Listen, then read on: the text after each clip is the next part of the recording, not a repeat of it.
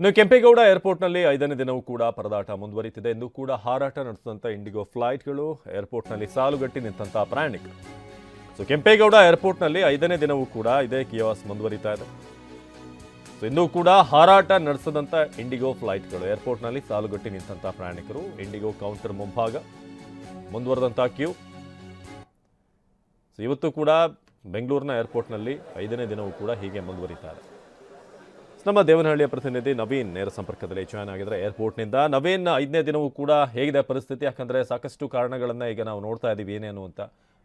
ಜೊತೆಗೆ ಒಂದಷ್ಟು ಪ್ಲಾನಿಂಗ್ಗಳು ಮಾಡೋದು ಸ್ವಲ್ಪ ಮಿಸ್ಮ್ಯಾನೇಜ್ಮೆಂಟ್ ಆದರೆ ಏನೆಲ್ಲ ಆಗುತ್ತೆ ಅನ್ನೋದಕ್ಕೆ ಇದು ಸಾಕ್ಷಿ. ಇಂಡಿಗೋ ಕೂಡ ಅಫಿಷಿಯಲಿ ಒಂದು ಅನೌನ್ಸ್ಮೆಂಟ್ ಕೂಡ ಮಾಡಿದೆ ಅವರ ಟ್ವಿಟರ್ ಪೇಜ್ನಲ್ಲೂ ಕೂಡ ನಾನು ಗಮನಿಸ್ತಾ ಇದ್ದೆ. ಇವತ್ತು ಹೇಗಿದೆ? ಫ್ಲೈಟ್ಗಳೇನಾದರೂ ಮೂವ್ ಆಗ್ತಿದ್ದಾವ ಹೇಗೆ ನವೀನ್?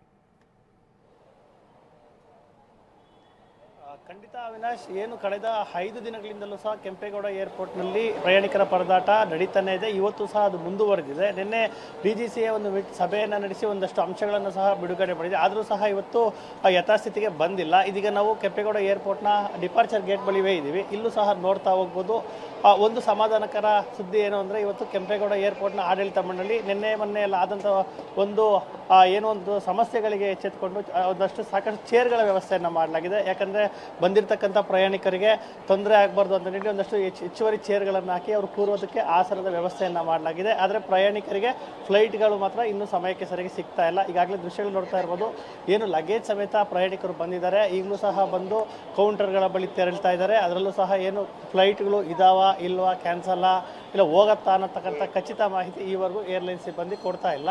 ಹೀಗಾಗಿ ಏನೊಂದು ಏರ್ಪೋರ್ಟ್ನಲ್ಲಿ ಇಂಡಿಗೋ ಕೌಂಟರ್ ಮುಂಭಾಗ ಸಹ ಏನೊಂದು ಪ್ರಯಾಣಿಕರ ಒಂದು ಹೆಚ್ಚಿನ ಸಂಖ್ಯೆಯಲ್ಲಿ ಇರ್ತಕ್ಕಂಥದ್ದು ಕಂಡು ಬರ್ತಾ ಇದೆ. ಈಗಾಗಲೇ ಆ ಕೌಂಟರ್ ಬಳಿ ಏರ್ಲೈನ್ಸ್ ಸಿಬ್ಬಂದಿಯನ್ನು ಮಾತನಾಡೋದಕ್ಕೆ ಅಂತೇಳಿ ಸಾಕಷ್ಟು ಜನ ಕ್ಯೂ ಅಲ್ಲಿ ನಿಂತಿದ್ದಾರೆ. ಸರತಿ ಸಾಲಿನಲ್ಲಿ ನಿಂತ್ಕೊಂಡು ಆ ಪರದಾಟವನ್ನು ಅನುಭವಿಸ್ತಾ ಇದ್ದಾರೆ. ಈಗಾಗಲೇ ಫ್ಲೈಟ್ಗಳು ಸಹ ಬೆಳಗ್ಗೆ ತೆರಳಬೇಕು. ಇದನ್ನು ಬೆಂಗಳೂರು ಕೆಂಪೇಗೌಡ ಏರ್ಪೋರ್ಟಿಂದ ಭುವನೇಶ್ವರ, ಸೂರತ್ ಸೇರಿದಂತೆ ಸಾಕಷ್ಟು ಕಡೆ ತೆರಳಬೇಕಾಯಿತು. ಅವು ಸಹ ಇನ್ನೂ ಸಹ ಇಲ್ಲ. ಏನು ಡಿಸ್ಪ್ಲೇ ಬೋರ್ಡ್ನಲ್ಲೂ ಸಹ ಕ್ಯಾನ್ಸಲ್ ಮತ್ತು ರದ್ದುಗೊಂಡಿದೆ ಅಂತಕ್ಕಂಥ ಡಿಸ್ಪ್ಲೇನೇ ಸಾಕಷ್ಟು ತೋರಿಸ್ತಾರೆ. ಅದರಲ್ಲೂ ಪ್ರಮುಖವಾಗಿ ಇಂಡಿಗೋ ವಿಮಾನಗಳು ಮಾತ್ರ ರದ್ದಾಗಿರ್ತಕ್ಕಂಥದ್ದು. ಬೇರೆ ಬೇರೆ ವಿಮಾನಗಳು ಏನು ಆನ್ ಟೈಮ್ಗೆ ಹೋಗ್ತಾ ಇದ್ರೆ, ಇಂಡಿಗೋ ವಿಮಾನಗಳು ಕ್ಯಾನ್ಸಲ್ ಆಗಿದೆ. ಈಗ ಡಿಸ್ಪ್ಲೇ ಬೋರ್ಡಲ್ಲೂ ಸಹ ಕ್ಯಾನ್ಸಲ್ ಸಹ ಬರ್ತಾ ಇದೆ. ಹೀಗಾಗಿ ಪ್ರಯಾಣಿಕರು ಇವತ್ತು ಸಹ ಕೆಂಪೇಗೌಡ ಏರ್ಪೋರ್ಟ್ನಲ್ಲಿ ಪರದಾಡುವಂಥ ಪರಿಸ್ಥಿತಿ ಮುಂದುವರೆದಿದೆ. ಅವಿನಾಶ್, ಧನ್ಯವಾದ ನವೀನ್ ಮಾಹಿತಿಗಾಗಿ.